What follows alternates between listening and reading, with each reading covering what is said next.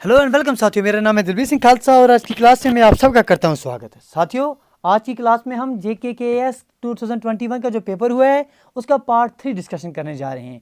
Already इसके हम पहले 60 क्वेश्चन जो हैं 61 क्वेश्चन आपके साथ डिस्कस कर चुके हैं। पूरी विस्तार से डिटेल आपके साथ एनालिसिस हुआ है। हर एक क्वेश्चन के बारे में हमने विस्तार से जाना है कि किस टॉपिक के बारे में किस तरह के क्वेश्चन पूछे जा रहे हैं। तो आज जो है अगले क्वेश्चन कुछ रह रहे हैं उनके बारे में बात करेंगे। तो गुजारिश करेंगे अगर अभी तक आपने पहले पार्ट्स नहीं देखे, प्लीज़ पहले पार्ट्स देखिए, फिर आज की क्लास देखिए। चलिए जी, गुजारिश करें अगर अभी तक चैनल को सब्सक्राइब नहीं किया है तो प्लीज़ चैनल को सब्सक्राइब कर दीजिए। चलिए जी, हमारे पास जो पेपर अवेलेबल है वो 20 सीरीज का पेपर अवेलेबल है। क्वेश्चन नंबर 62 पूछा गया था, match the list first correctly with the list second and select your answer. ठीक है जी, हमारे पास क्या दिए गए हैं सर, ये हॉरिजन दिए गए हैं सॉइल के और इनके यहाँ जो है डिस्क्रिप्शन दी गई है। अब देखिए हॉरिजन के बारे में क्या पूछेंगे, पहले समझेंगे कि सॉइल हॉरिजन जो है ये सॉइल हॉरिजन क्या है। ठीक है जी, सॉइल हॉरिजन आप किसे कहेंगे। देखिए पिक्चर भी हम आपको दिखा रहे हैं, आप देख रहे हैं कि सॉइल हॉरिजन जो है बेसिकली आपके पास सॉइल के ये लेयर्स हैं। इस तरह से एक लेयर है, उसके नीचे आपके पास दूसरी लेयर है, तीसरी लेयर नीचे है। जो नीचे वाली लेयर है इसके ऊपर वाली लेयर और उसके जो उससे नीचे वाली लेयर है, इन दोनों के बीच में अंतर आ रहा है। अगर आप केमिकल कैरेक्टरिस्टिक्स देखेंगे, बायोलॉजिकल कैरेक्टरिस्टिक्स देखेंगे या फिजिकल कैरेक्टरिस्टिक्स देखेंगे, आप कह सकते हैं कि सॉइल हॉरिजन एक लेयर है parallel to the soil surface whose physical, chemical and biological characteristics जो हैं वो डिफर कर सकते हैं from the layer above and beneath it. जो लेयर इससे ऊपर वाली लेयर है और जो लेयर इससे नीचे है, उससे इस लेयर के जो फिजिकल, केमिकल और आपके पास बायोलॉजिकल कैरेक्टरिस्टिक्स हैं वो डिफर कर सकते हैं। हॉरिजन जो हैं जनरली हम डिफाइन करते हैं from the obvious physical features, जैसे इनके कलर से हम जो है इनको डिफाइन कर सकते हैं, इनके टेक्सचर जो है इनको हम इस तरह से डिफाइन कर सकते हैं। जनरली देखा जाए तो हमारे पास जो हॉरिजन्स हैं ऊपर से लेकर नीचे की तरफ अगर हम जा रहे हैं, फ्रॉम टॉप टू बॉटम अगर हम जाएंगे तो हमारे पास हॉरिजन जो है ओ हॉरिजन आ जाता है सर, उसके बाद हमारे पास ए हॉरिजन आ जाता है, फिर हमारे पास ई हॉरिजन आ जाता है, फिर हमारे पास बी हॉरिजन आ जाता है, फिर सी हॉरिजन आ जाता है, सबसे नीचे हमारे पास जो है वो आर हॉरिजन आपके पास देखने को मिलता है। तो ये 6 हॉरिजन जो है ऊपर से नीचे की तरफ जब हम आते हैं तो ये आपको देखने को मिल सकते हैं। तो आपसे एग्जामिनेशन में पूछा गया है कि इन हॉरिजन के बारे में हमें थोड़ी डिटेल बताइए। चलिए हम आपको पिक्चर दिखा लेते हैं। पिक्चर पर आप देख रहे हैं कि ऊपर वाला जो सबसे टॉप पर आपके पास हॉरिजन ओ आ रहा है, इस हॉरिजन में आपके पास क्या आ रहा है सर, हॉरिजन ओ जो है ये ऑर्गेनिक लेयर को दर्शा रहा है जिसमें ह्यूमस आपको मिल रहा है। ए हॉरिजन जो है टॉप सेल को दर्शा रहा है जिसमें आपके मिनरल्स विद ह्यूमस आ रहे हैं। ई हॉरिजन जो थोड़ पर आ रहा है इसे आप एलिवेशन लेयर कह रहे हैं। नंबर 4 इसके पास जो आ रहा है वो आपके पास बी हॉरिजन आ रहा है जिसे आप सब सॉइल कह रहे हैं। Deposited minerals and metal salts आपको इस लेयर में मिल रहे हैं। सी हॉरिजन जो है सर ये आपके पास parent rock, partially weathered rock को दर्शा रहा है। और जो नीचे वाला सबसे लास्ट में आ रहा है आर हॉरिजन, वो आपके पास बेड रॉक को दर्शा रहा है। अगर आप क्वेश्चन देखेंगे सर, हमारे पास ए हॉरिजन आ रहा है, ए हॉरिजन किसको मिल जाएगा सर, ए हॉरिजन आपके टॉप सॉइल के साथ मिल जाएगा। आपके पास बी हॉरिजन है, बी हॉरिजन किसके साथ मिल जाएगा सर, बी हॉरिजन आपके सब सॉइल के साथ मिल जाएगा। आपके पास सी हॉरिजन दिया गया था, अगर आप सी हॉरिजन की बात करेंगे तो सी हॉरिजन आपके पास parent rock, partially weathered rock, वो कौन सा दिया गया है सर, आपके पास डी में दिया गया है। तो ऑप्शन जो आपके पास डी है ये आपके पास सॉलिड रॉक के साथ मिल जाएगा।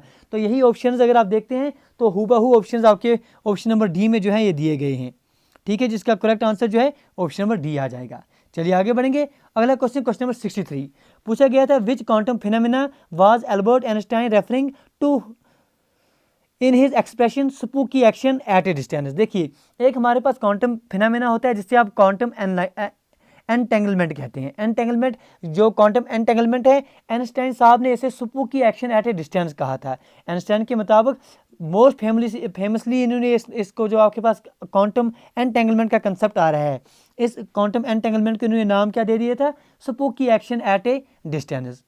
ये क्या है सर, ये बेसिकली एक आइडिया है जो हमें दर्शाता है दैट द फेट्स ऑफ जो टिनी पार्टिकल्स हैं these are linked to each other even if they are separated by long distances. इसके मुताबिक जो फेट्स हैं टिनी पार्टिकल्स के, ये एक दूसरे के साथ निर्भरित होते हैं, एक दूसरे का जुड़े होते हैं। These are linked with each other even if they are separated by long distances. तो इसी फिनोमेना को आपके पास एल्बर्ट आइंस्टाइन ने जो है spooky action at a distance कहकर जो है दर्शाया था। ठीक है जी, चलिए आगे बढ़ेंगे। अगला क्वेश्चन नंबर 64 पूछा क्या गया है, in which cases can the 3 equations of the motion apply. देखिए हमारे पास 3 इक्वेशंस ऑफ मोशन है सर। पहली इक्वेशन आती है v is equal to u plus at। दूसरी इक्वेशन हमारे पास क्या आती है sir, v square is equal to u square plus times 2as number third पर हमारे पास जो इक्वेशन आती है वो है S is equal to UT plus 1/2 AT square. ये तीन जो है इक्वेशन ऑफ मोशंस ऑलरेडी अगर आप में से किसी स्टूडेंट है हमारे जनरल साइंस की क्लास, चाहे वो अकाउंटिंग एंड फाइनेंस के साथ हो या आपके पास जो रिसेंट अभी हम जो है पटवारी के लिए क्लासेस दे रहे हैं वहाँ पढ़े हो, तो ये टॉपिक जो है मोशंस का, ठीक है, लॉज ऑफ मोशंस के बारे में हमने ऑलरेडी बहुत अच्छे से विस्तार से पढ़ा था। वहाँ हमने ये आप बताई आपको थी कि जो आपके पास 3 इक्वेशंस ऑफ मोशन हैं, ये आपके पास डिस्प्लेसमेंट, वेलोसिटी चाहे इनिशियल और फाइनल, टाइम और एक्सेलरेशन, इनके साथ गवर्न करती है। Governance of motion of particles, ये इन चीज़ों के साथ जो है डील करती है। इसमें हमें आपको बताया था कि ये जो इक्वेशंस ऑफ मोशन है हम अप्लाई कर सकते हैं जब एक्सेलरेशन बॉडी की कांस्टेंट हो और मोशन जो है वो एक स्ट्रेट लाइन में हो। तो ये ऑप्शंस आपको कहाँ मिल रहे हैं सर? ये ऑप्शन डी में हमें मिल रहा है कि ऑप्शन 4 में बोला गया है एक्सेलरेशन इज कांस्टेंट, यही ऑप्शन सी में बोला गया है कि आपके पास ओनली 4 जो है इसका आंसर आ जाएगा। आगे बढ़ेंगे, 65 क्वेश्चन की तरफ बढ़ रहे हैं। क्वेश्चन नंबर 65, चलिए देख लेते हैं क्या पूछा गया है। क्वेश्चन 65 में बात हुई है कि आप बताइए इनमें से कौन सी थ्योरी जो है मेटल फ्री इलेक्ट्रॉन्स के साथ डील करती है, किसको डिस्कस करती है। इस थ्योरी को अगर आपने कभी देखा होगा, सिडविक थ्योरी, अगर आप साइंस के स्टूडेंट हैं तो ये थ्योरी आपने पढ़ी होगी, इसे आप सिडविकस इलेक्ट्रॉन थ्योरी भी कहते हैं। ये थ्योरी आपको एक्सप्लेन करती है फॉर्मेशन ऑफ कोऑर्डिनेशन कंपाउंड्स। इसके मुताबिक जो कोऑर्डिनेशन बॉन्ड्स हैं these are formed when the ligands जो हैं डोनेट करते हैं इलेक्ट्रॉन्स पेयर्स को to the central metal ions. जब लिगेंड्स डोनेट करेंगे इलेक्ट्रॉन्स को to the central metal ions को, तभी आपके पास कोऑर्डिनेशन बॉन्ड्स बनेंगे। ये थ्योरी आपके पास सैडविक थ्योरी, ये सैडविक इलेक्ट्रॉन थ्योरी दर्शाती है। तो इसका करेक्ट आंसर जो है ऑप्शन नंबर बी आ जाएगा। आगे बढ़ेंगे क्वेश्चन नंबर 66 की तरफ। देखिए most important concept current affair से क्वेश्चन पूछा गया है कि व्हाइट ड्वार्फ के बारे में बताइए। व्हाइट ड्वार्फ क्या है सर? व्हाइट ड्वार्फ बेसिकली आपके पास एक डिजेनरेटेड ड्वार्फ होता है, जिसे आप डिजेनरेटेड ड्वार्फ कह सकते हैं। इसको जो है आपके पास व्हाइट ड्वार्फ को दूसरा नाम डिजेनरेट जो ड्वार्फ है ये भी कहते हैं। ये आपके पास एक स्टेलर कोर रेमिनेंट होता है which is composed mostly of electron degenerate matter का। जो आपके पास व्हाइट ड्वार्फ है बहुत ज़्यादा डेंस होता है, इसका मास कंपेरेबल होता है विद दैट ऑफ द सन, और इसके जो आपके पास वॉल्यूम है ये कंपेरेबल होती है with that of the earth. Earth के साथ इसकी वॉल्यूम जो है हम कंपेयर कर सकते हैं। ठीक है जी, यही बात जो है आपको पहले ऑप्शन में बोली गई है कि ये एक सेटलर कोर है which remains after the star has used up all of its nuclear fuel. पूछा क्यों गया है सर? क्योंकि रिसेंटली जून आपके पास 2021 में ये खबर आई थी कि आपके पास एक सबसे छोटा जो आप ड्वार्फ है वो डिस्कवर किया गया है, वो पाया गया है, जिसकी radius with radius of about, जिसकी रेडियस ऑलमोस्ट 2100 किलोमीटर्स अप्रॉक्सीमेटली, जो रिलेटेड आ रही है किसके साथ? With that of the radius of the moon. हमने तो अभी आपको कहा कि जो आपके व्हाइट ड्वार्फ है इनकी वॉल्यूम रिलेटेड है विद दैट ऑफ द अर्थ, लेकिन ये जो ड्वार्फ, ये सबसे छोटा ड्वार्फ जो आपने पढ़ा है, स्मॉलेस्ट ऑफ इट्स काइंड, जो हमें मिला है जून 2021 की बात है, तो यहाँ हमने पढ़ा था कि इसकी radius of about 2100 kilometres. A new found white dwarf हमें मिला था just slightly bigger than that of moon. तो इसीलिए ये जो क्वेश्चन आपको पूछा गया था। आगे बढ़ेंगे क्वेश्चन नंबर 67। ठीक है जी, ये क्वेश्चन ऑलमोस्ट हर एक स्टूडेंट ने जो है लगता है ठीक किया होगा, क्योंकि पूछा गया था इनमें से कौन सा ऐसा प्लेनेट है जिसमें सन जो है वेस्ट में राइज करता है। तो वीनस के बारे में आपने पढ़ा होगा, कभी न कभी ये बात सुनी होगी, जब भी आपने सोलर सिस्टम के बारे में पढ़ा होगा, चाहे आपने जियोग्राफी में पढ़ा हो, साइंस में पढ़ा हो, तो आपने पढ़ा होगा कि जो आपके पास वीनस है ये बैकवर्ड रोटेट करता है on its axis compare to most of our planets in the solar system. अक्सर जो आपके पास सोलर सिस्टम है उनके बरकर ये जो वीनस है ये बैकवर्ड रोटेट करता है अपने एक्सिस पर। इसका मतलब ये हो गया कि जो सन है it rises in the west and sets in the east opposite to what we see on earth. जो हम अर्थ पर देख रहे हैं कि अर्थ पर sun rises in the east and sets in the west, वहां पर मून में क्या आपके पास वीनस में क्या होगा? It rises in the west and sets in the east. तो आपके पास वीनस है, इसका करेक्ट आंसर आ जाएगा। चलिए आगे बढ़ेंगे, क्वेश्चन नंबर 68, बहुत इंपॉर्टेंट क्वेश्चन सर, यूट्रिफिकेशन के बारे में पूछा गया था। देखिए अगर आप में से किसी स्टूडेंट ने हमारे साथ JKSSB अकाउंटेंट्स एंड फाइनेंस की जनरल साइंस की क्लास दी होगी, या जो हम JKSSB पटवारी के लिए पढ़ा रहे हैं साइंस का वो क्लास दी होगी, तो बहुत ही अच्छे से आपने इस टॉपिक को जो है पढ़ा होगा और आंसर जो है आप बहुत ही अच्छे से करके आए होंगे।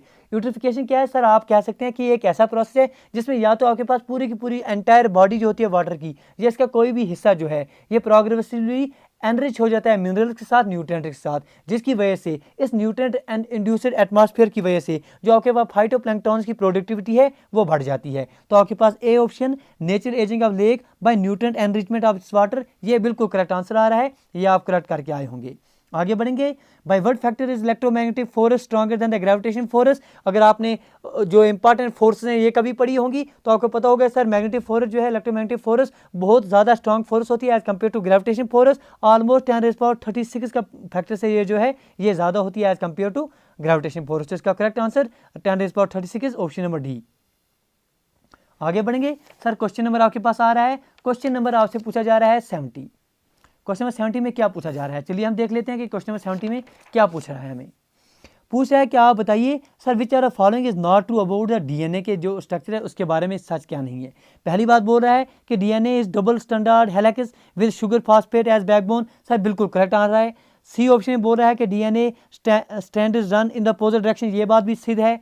DNA has both major and minor grooves, ये बात भी सच है। लेकिन बी ऑप्शन में क्या बोल रहा है sir, DNA is always a right handed helix. सिर्फ अगर ये बोला होता, हमें सिर्फ इतना बात बोली होती कि DNA is a right handed helix तो हम मान सकते थे, हम बात को सिद्ध कर सकते थे। लेकिन जो ये ऑलवेज लगा लिया है इससे जो है ये जो स्टेटमेंट है ये गलत हो जाती है। क्यों सर, क्योंकि हम कह सकते हैं कि डीएनए जो है जनरली हम कहते हैं कि DNA is right handed helix, लेकिन मगर ऑलवेज बात ये नहीं होती है क्योंकि जो हमारे पास नॉर्मल बी डीएनए है, ठीक है जी, नॉर्मल बी डीएनए जो हमारे पास आया था, जिसे पहले सबसे पहले वाटसन और क्रिक ने डिस्क्राइब किया था, वाटसन एंड क्रिक ने जो इसको डिस्क्राइब किया था, ये हमारे पास राइट हैंडेड हेलिक्स था। लेकिन जो हमारे पास जीसी रिच डीएनए आ रहा है, GC rich DNA can also exist in the form as Z DNA के तौर पर भी ये एग्जिस्ट हो सकता है, which form is a left handed helix. तो ऑप्शन नंबर जो आपके पास बी है ये इनकरेक्ट आ जाता है। यही पूछा गया था which are following is incorrect, तो ऑप्शन नंबर बी जो है आप इनकरेक्ट कर देंगे। अगला question, German silver is an alloy. पूछा गया है कि जर्मन सिल्वर जो है ये किसका एलॉय है। आप में से बहुत सारे स्टूडेंट ने देखा होगा सर इसमें सिल्वर है, तो सिल्वर किस ऑप्शन में है सर, बी ऑप्शन में है, ये लगाया होगा तो आपको मिलेंगे कितने सर, आपके 1/3 मार्क जो है ये कट जाएंगे, ठीक है जी, ये क्योंकि रॉन्ग आंसर है। देखिए जर्मन सिल्वर क्या है, जर्मन सिल्वर बेसिकली आपके पास एक एलॉय है, किस किस का सर, कॉपर का, जिंक का, निकल का, इसके साथ साथ कभी कभी इनमें जो है लेड और टिन भी मिल सकता है, लेकिन जनरली इसमें कॉपर, आपके पास जो जिंक है और निकल है ये आपके पास मिल रहे हैं। अगर आप अप्रॉक्सीमेट आप देखेंगे इनकी जो कंट्रीब्यूशन है 50% आपके पास कॉपर आ रहा है, जिंक अगर आप देखेंगे ऑलमोस्ट 19% होता है और निकल जो है ऑलमोस्ट 30% इसमें आपको देखने को मिलता है। तो सर इसको आप सिल्वर क्यों कह रहे हैं, सिल्वर जर्मन सिल्वर क्यों कह रहे हैं। सिल्वर इसलिए कहा जाता है क्योंकि ओरिजिनली इसका नाम जो सिल्वर है इसलिए पड़ा था क्योंकि इसका जो कलर है सिल्वर वाइट कलर है, इसलिए इसको जो है जर्मन सिल्वर कहा जाता है।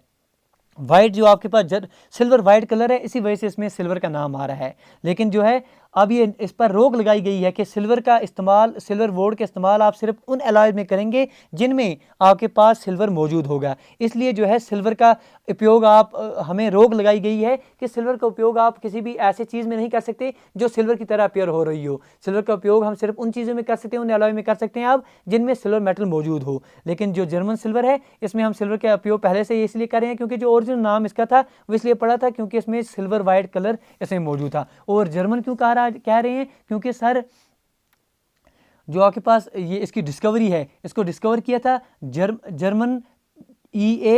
गिटनार ने अर्ली 1970 आपके 19th सेंचुरी में, इसलिए इसका नाम जो है जर्मन सिल्वर पड़ रहा है। जर्मन सिल्वर मोस्ट एक्सटेंसिवली हम यूज़ करते हैं, क्यों सर, इसकी हार्डनेस बहुत होती है और रेजिस्टेंस टू कोरोजन होती है, इसकी वजह से हम इसको बहुत इस्तेमाल करते हैं।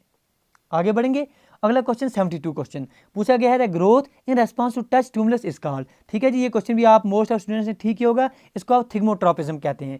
थिग्मोट्रॉपिज्म बेसिकली आपके पास डायरेक्शनल ग्रोथ मूवमेंट है जो होती है as a mechanosensory response to the touch stimulus. ये आपके पास डायरेक्शनल ग्रोथ मूवमेंट हो रही है टच स्टिमुलस के रेस्पॉन्स में, तो आंसर सी ऑप्शन इसका करेक्ट आंसर आ जाएगा। क्वेश्चन नंबर 73 आपसे पूछा गया है कि which field of science is Bragg's law related to. Bragg's law जो है किसके साथ रिलेटेड है। साइंस के स्टूडेंट अगर आप होंगे तो आपने पीयूसी में ही ये जो 11th क्लास में ही ये पढ़ा होगा कि सोलिड स्टेट फिजिक्स में ये कंसेप्ट आपने पढ़ा है कि इस ब्रैगेज लॉ का कंसेप्ट हमारे पास सर S.H. ब्रैग और इनके बेटे जो सर W.L. ब्रैग थे उन्होंने दिया था। चलिए जी, इस क्लास को यहीं तक रखते हैं, अगली क्लास में जो रह रहे हैं क्वेश्चन उनके बारे में अच्छे से डिस्कस करेंगे। उम्मीद करते हैं आज की क्लास में आपने कुछ सीखा होगा। गुजारिश करें अगर सीखा है तो प्लीज़ चैनल को सब्सक्राइब कीजिए, वीडियो को शेयर कीजिए। वीडियो देखने के लिए आपका बहुत बहुत धन्यवाद। Thank you, thanks a lot for watching.